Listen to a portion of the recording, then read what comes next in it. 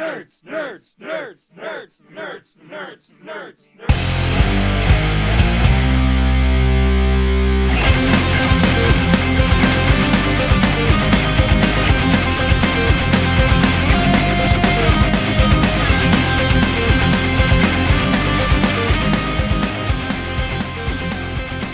What is up, everybody?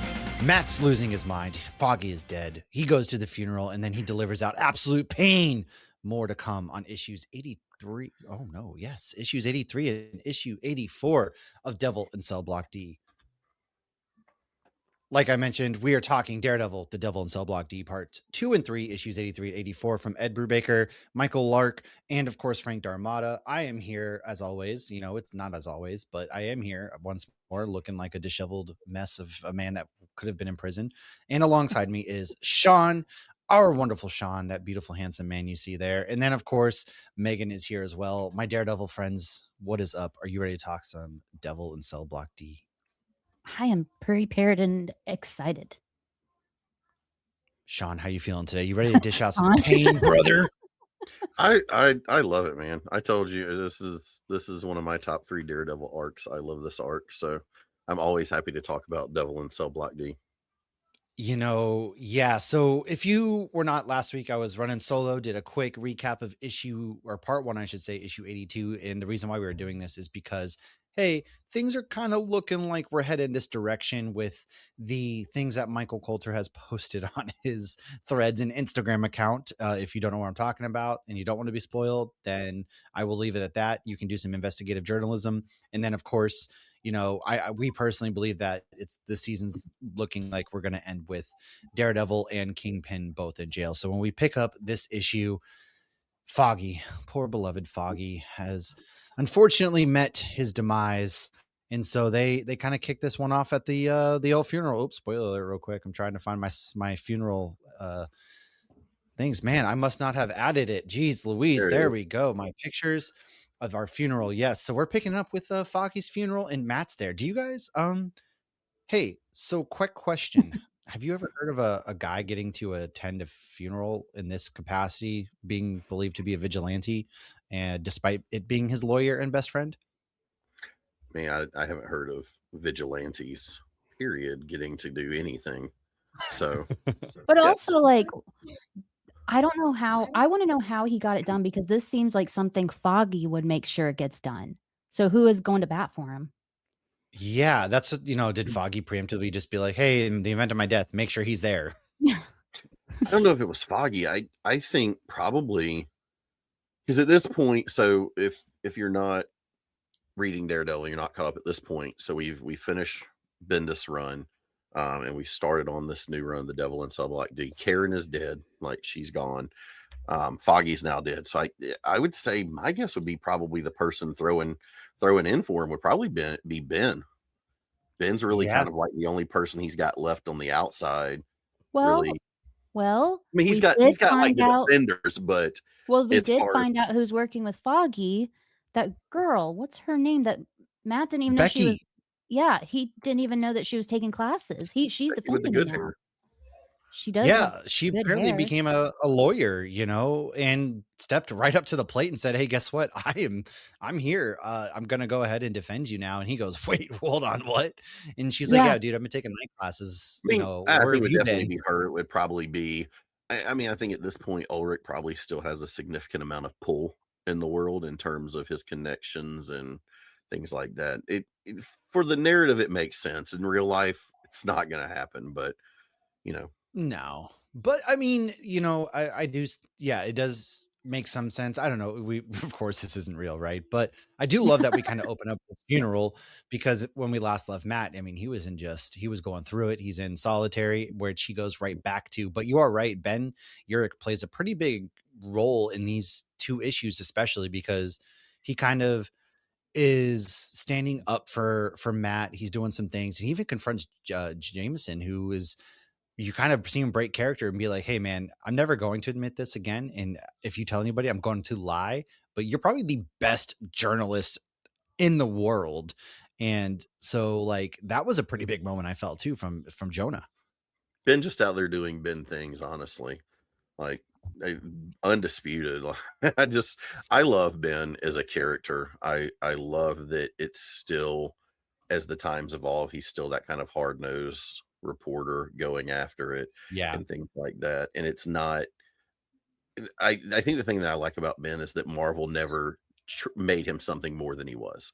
He never became really like, oh, he's a big superhero now. Like, like you've got Clark Kent over in DC, who obviously is Superman, but What? Ben He really is? does focus more on the investigation and journalistic part. He doesn't, necessarily transition to something else. And he really shines in these 2 episodes, not only just the standing up for Matt, but you really get to see his investigative skills in this arc. You really get to see how good of an actual uh investigator Ben is at turning over all of these stones and trying to figure out, particularly as we're trying to figure out, who this Daredevil is that's running around. Also, Yeah. J. Jonah Jameson is definitely the OG rage baiter, and it shows when Oh, he yeah.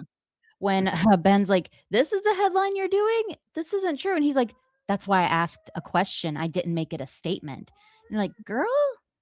He Yeah. does skirt the line, and he's also like, dude, we're trying to sell papers here. Of course. I don't care Right. if it's true or not. Like, we're trying to sell papers here. Meanwhile, nobody believes that Matt's blind, and Matt kind of gets back to the prison, and my man's is going through it pretty hard here because he starts, first things first, we kind of see him like punching the walls. He's brutally, Yeah. he's really punching the walls. He keeps punching until his hands bleed. And then, you know, we then get this wonderful sequence with the owl who kind of opens up and he's like, "Hey man, um, you're not safe." He's caught talking some crap, and then Matt just breaks his legs and his arms. Yeah. Wow. And I mean, Shawn, like, talk about this, man. yeah, right before that, even before we have the encounter with Owsley, we have Matt punching, yeah, right there, punching the walls, and then that bottom corner, that bottom thought bubble we've got right there, that bottom narrative bubble, that speech bubble is Matt having essentially a, not necessarily a flashback, but almost like a hallucination Oh of yeah, with his Jack, his dad. dad. He's sitting here punching the wall, and he has this hallucination. There's a really good panel that happens where it's beautifully shaded with, you can clearly see, if you're reading Daredevil, that it's Matt Murdock's dad. Like, it looks like Jack, but it's still like 3/4 of the face is shaded out. Yeah. It's hard to see, but it's very clearly Jack, and you very quickly understand what's going on. And I think the thing that I like about that, not only he just kicks the crap out of the owl, but that conversation with Jack starts to show how he's starting to descend a little bit.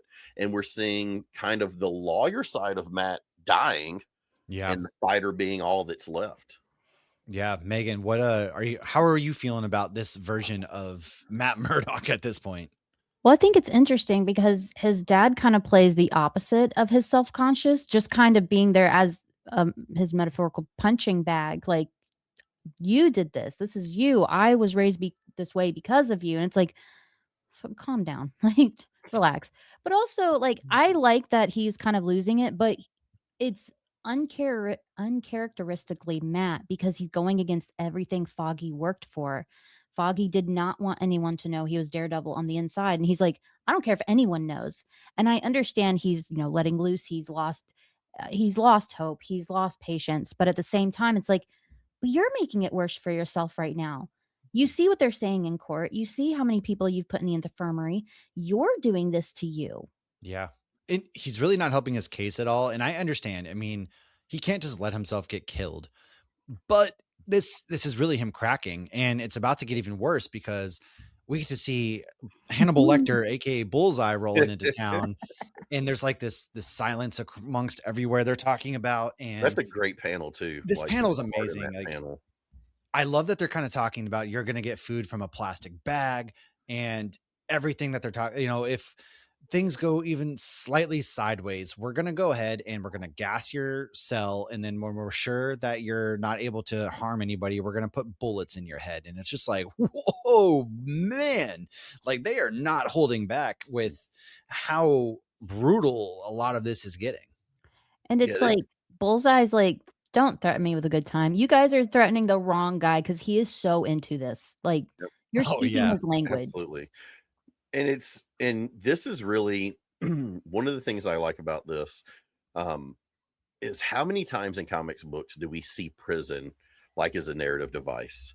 And Yeah. it's like here and then it's gone, or it's just a small part of it. One of the things I really love about this run is that Brubaker and they use the prison so well as not just a device, but it's meaningful. It's not just a setting, it's part of the story. And you see that with Bullseye introduced with what's her name? Is it Doris or Doretta or something like that with the Dakota North? no, the warden's secretary or whatever. Oh, right. Returning Yes. talking about Matt's back, and she's like, "Oh, I bet you wish he had just ran away." And he's like, "Oh, it'd make my life easier." And so Well, it's just you do get that sign of the warden who's like kind of burdened, but at the same time, he's fully part of the problem. Like his right. cops are, it's Riker's Island, but it's Riker's that's housing the Kingpin. It's housing Bullseye. It's housing Matt Murdock. It's housing It's Owl. Rikers that's a powder keg waiting to explode. Oh, Is what it yeah. is. It's the worst job in New York City right now. Yeah. But I love that it leans into that it's not just, one of the things I told you guys back when we did the Man Without Fear, I love that John Romita Jr. made the city a character, and the prison feels like an additional character in this story. It does. And not to bring kind of Batman into the fold, but I think that's what makes Batman, his stories really well too, is because Gotham City is always its own entity. Mm-hmm. And I think when writers and artists kind of make, New York City its own entity, or Metropolis, or whatever setting it is, really come alive and feel as much as a character as the people that we're spending time with, I think that really bleeds into the story in a very good way. You see it with Matt kind of punching the walls, but then it's more than just punching the walls. He's trapped. And a lot of that too is he can hear what's going on and just the way the setting is. And then we kind of get him, to kind of jump a little bit. We do get some really good moments because then he just goes ahead and covers his eyes like he's Daredevil now, even though it's like, okay, Right. Like, dude, what are we doing?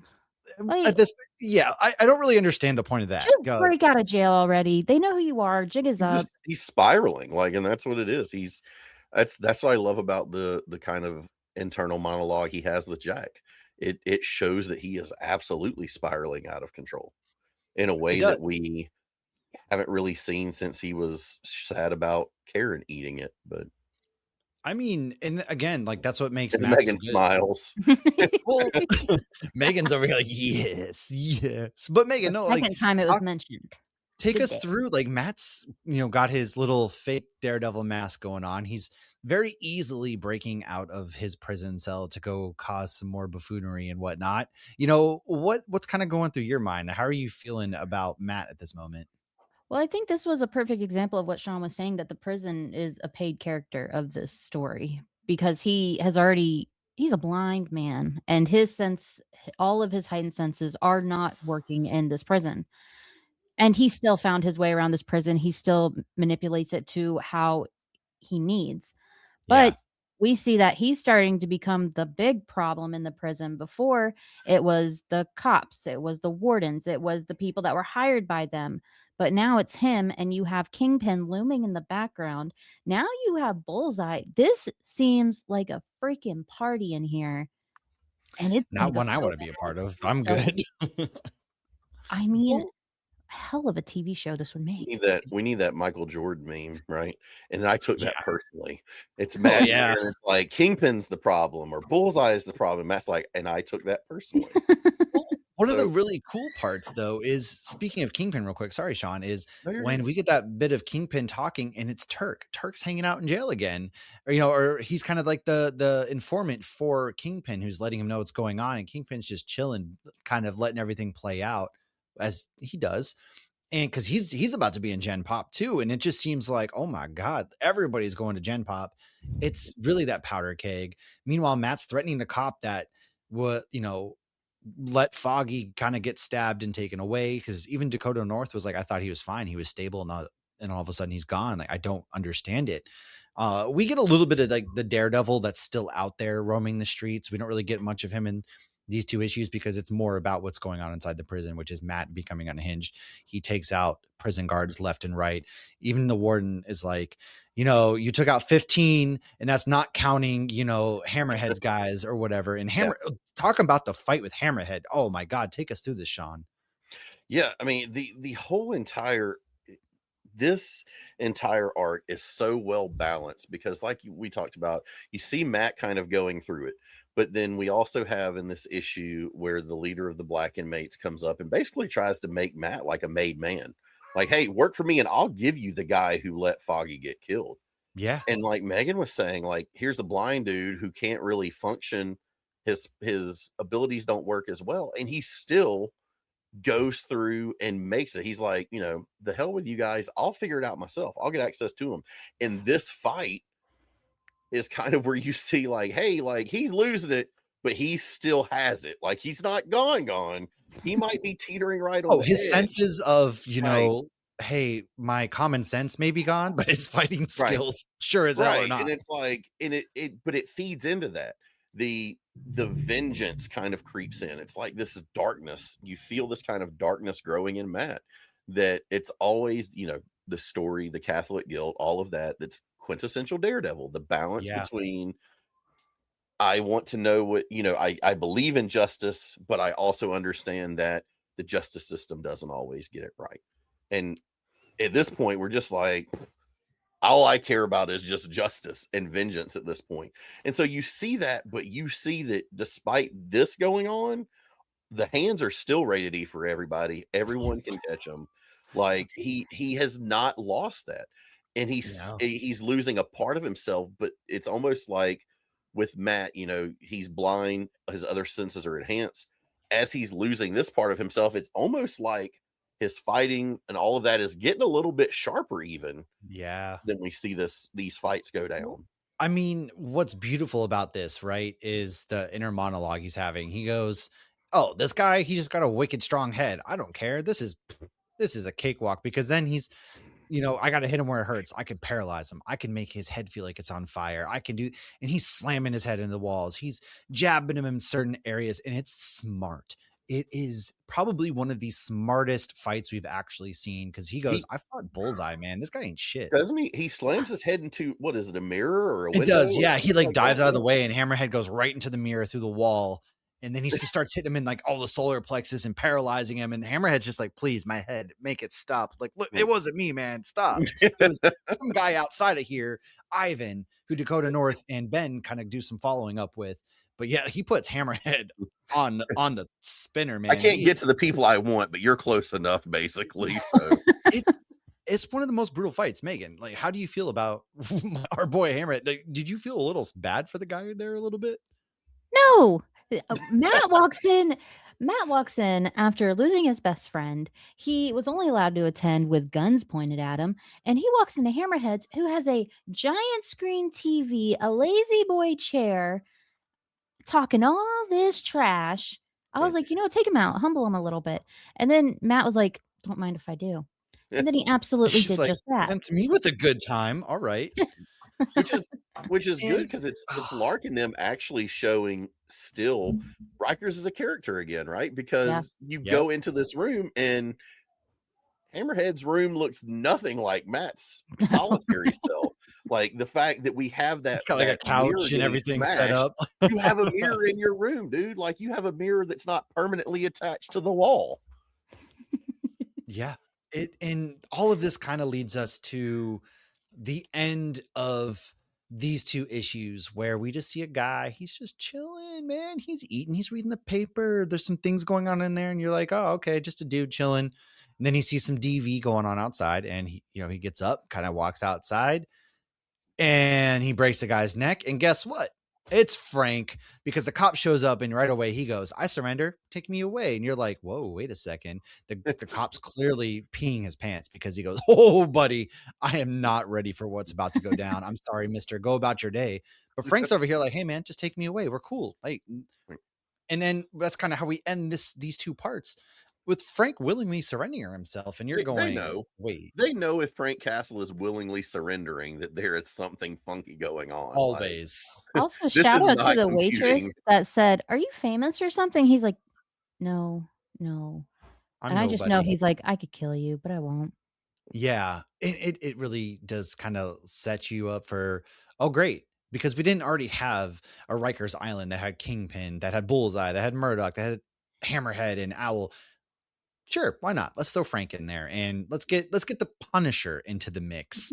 And that really is just, oh my God, we're gonna keep just, it's like when you're cooking, not enough spice.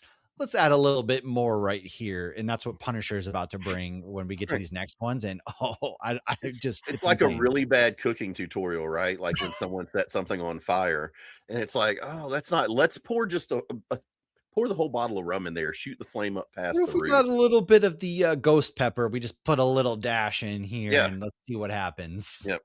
All I'm saying is this warden's about to quit. Like, he thought he had it bad. He started his day with, "You got 15 people in infirmary, blind guy."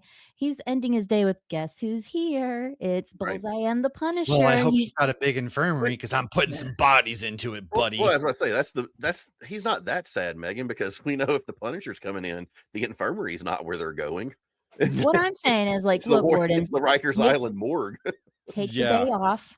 Just take the day off, turn off the cameras, see what happens, Let him and then sort come it back out. on Thursday, and your job's like 20 times easier. Yeah. Uh, Oh yeah. I mean, Frank you're not Castle could wrong. thin out your prison population quick, fast, and in a hurry. It's some solid population control. You know, it really kind of is. And But that's the thing with Castle, right? Matt is in solitary because he's a threat, or because of the threats that could be against him. Frank is in solitary because Frank is a threat to everyone Frank else. is Like, the threat. it's like the old, the Watchmen thing, right? Like, you're not in here with, I'm not in here with you. You're in here with me. Like, that's Frank Castle. Like, we're putting him in solitary because he could wipe out this entire cell block. Yeah. Versus, and that really sets up for the next few parts, which we'll probably wrap up with next time. But you know, we're gonna have Kingpin entering the fold, and him and Matt might be working together. If you haven't read this, I highly recommend checking it out. You know, but these are absolutely astounding runs. And again, the reason why we kind of thought this is the way that Born Again season 2 is going, and we don't know, we have no idea. But if you want, there is the QR code up here, and you want to check out some more of Man Without Fear Mondays, scan that, or you can just go to our YouTube channel and just check out all of our Daredevil. We got post shows. We've got the Man Without Fear Mondays, which Shawn has been a part of quite a bit. Myself and Megan typically run them. But guys, final thoughts as we leave everybody with the thought of Frank Castle coming to Rikers Island. Jonathan. Oh man, why'd I have to go first? Yeah, I love this run. I've said it before. I love how this run feels. I tell everybody when it comes to this is, I think, in any comic book, I'll go as far as to say in any comic book, Indies, DC, Marvel, this is the single best transition that's ever happened between writers, because following Bendis's run was hard. And then Brubaker and Lark come in, and this becomes, for even hardcore Daredevil fans, even if it's not your top 3, it's probably a top 5 Daredevil run for most Daredevil fans. Easily. And to come in on the tail end of all that Bendis built and make that transition not only happen successfully, but to become like a seminal run on the character, it's a great story. I love the story. I love everything it represents. I like the way they start issue, was it 83, off with the funeral. Like, we're at the funeral before we ever even get to the introductory page and things like that. And so the tone is good. It picks up where Bendis left off. It runs well. It doesn't just use the prison as a setting. It uses the prison as a character. I love it. Whole run. Can't wait to wrap it up next week. Absolutely. Megan. And the fact that number 82 ended with his heart's still beating. It's still beating. We're okay. To starting with a funeral. Yeah, man. Dog. You didn't have, like, I would have, if I was doing these as they come out, I would be a problem. I would have so many thoughts. Like, how dare you? I don't want to interrupt, but I just thought about this, and so I remember first time reading this, and maybe you guys remember it, maybe you don't when you first read it, or how much you knew going in. When I first read this issue for the first time years and years ago, my first thought when Foggy's mom comes up at the funeral was that Oh yeah, Danny and Luke were a distraction. Like, I thought she was thought so going too. to Same. like give Matt something to help him in prison versus chewing him out. And so that was a Actually, nice little subterfuge for me, because I thought that was leading towards like, because even when it says like, oh, and she slips in unopposed, so I thought that, and so I thought just it the whole was too. thing is, I didn't think that was Foggy's mom. She is drawn and colored exactly the same way as Vanessa Fisk. And I was like, Oh, good what are catch. you doing here? That's what I thought. And they Holy. said, yeah. I was like, didn't you die of cancer? But, and our she's newer been Marvel brought back. fans might say, look, it's Allegra. Oh yeah, yeah. Mm. That But would. yeah, when she said, got my son shot, you killed him. I was like, oh my God, it is Miss Nelson. Oh man, and she was a surprise. And I thought, Shawn, I'm with you. I thought for sure it was kind of like he's not really dead. He's XYZ. Nope. She was mad, deservedly so, man. You know, Matt's just getting it from all angles, and that leads into his, anger more so, which we'll be diving in the next few issues next week. Be sure to tune in on Tuesday. I will be joining Agents of Fandom, and I'll be live on their YouTube channel talking about the discussing episode 6 of Daredevil Born Again season 2, and then we got 2 episodes left of Daredevil Born Again season 2 after that, which is very depressing and very sad. That's crazy. That's It makes crazy me to so think sad. it's And then we almost. got to wait a whole year. God But dang then it, man. but then we've got the Punisher special presentation coming right on the tail end. Do you With realize Mod. we get Punisher, Avengers Doomsday, Spider-Man, maybe Vision Quest all before season 3? That's true. We are eating pretty good. Like, all right, Oh, really, it really sucks, but good. we're eating. We're going right into Punisher, and then July is a short wait because then we do have Spider-Man, and then maybe Vision Quest allegedly. Who knows? But then we do have Oh, Doomsday, X-Men and and then I was X-Men. about to say And X-Men Endgame will 97 is be the Yeah. other one. So huge. our plates are full. However, it won't be the same without watching some Catholic guilt. But that's It doesn't okay. mean he won't show up somewhere else, It does because we not also mean- got your friendly neighborhood Spider-Man We do, and he did Mhm. make an appearance there as well. and So voiced by Charlie Cox. that's right, guys. Oh, spitting so much truth. Well, if you like this, like I said, make sure to subscribe to Nerd Initiative's YouTube channel. Find us each and every single Wednesday, where all 3 of us do provide you some of the best comic book reviews out there. Not to toot our own horn or anything, but yeah, I'm going to go ahead and talk our crap. And then, of course, www.nerdinitiative.com. Find all of our articles, all of our stuff. A lot of the team doing great work. We've got movie reviews, TV reviews, whatever it may be. We got it for you. And thanks, guys, for joining us for another Daredevil Man Without Fear Monday. We're talking about issues 82 and 83 of or 83 and 84. My goodness. Talking about the Daredevil and Cell Block team. Until next time, everybody. Peace.